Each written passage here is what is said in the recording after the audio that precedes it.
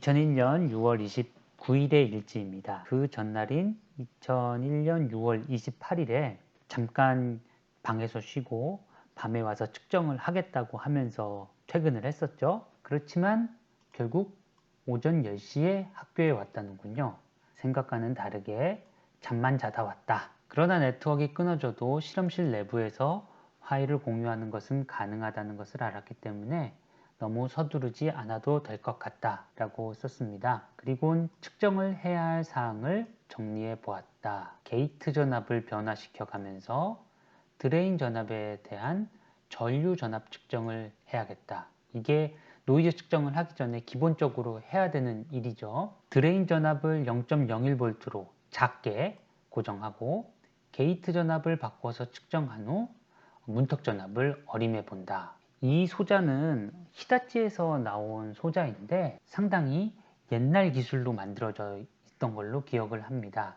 그래서 문턱 전압이 상당히 높았던 걸로 기억하고요. 이승재 선배님의 논문에서는 1.5V라고 했다는군요.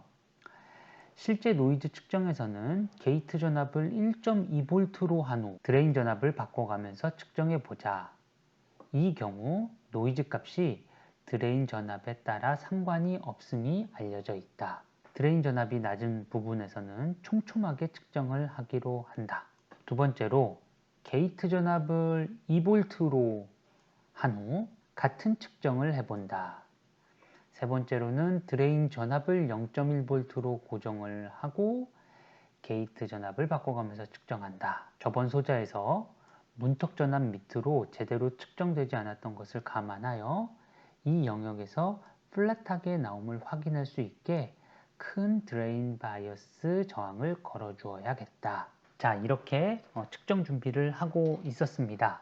그런데 김용석 선배님으로부터 다음 주 중에 측정하면 된다는 이야기를 듣고 그동안 부족했던 논문 읽기를 하려고 한다. 지금은 광운대에 계시는 박찬영 교수님께서 막 졸업을 하신 상태였거든요. 그때 박찬영 선배님의 논문에, 박사학위 논문의 2장 중 기존의 잡음 계산법에 대한 언급을 읽어보았다 라고 적혀 있네요. 당시에 저희 연구실에서 가지고 있었던 잡음 계산법이 있었는데 박찬영 선배님이 그것을 집대성해서 박사학위를 받으셨고 저는 그것에 따라 가지고 또 측정을 하고 계산을 하고 이런 일을 앞으로 계속 진행을 하게 됩니다. 그래서 지금까지 주로 측정 위주로 활동을 했기 때문에 이제 이론적인 부분에 대해서 파악하기 위해서 박사학위 논문을 읽어보았다 라는 뜻이 있고요. 오후 6시에 학교에서 나왔다. 자, 6월 29일의 일지였고요. 지금까지 측정만 해오던 석사 1학년 학생이 이제 슬슬 이론적인 부분에 대해서 공부를 하게 되는 그런 과정을 보고 계십니다.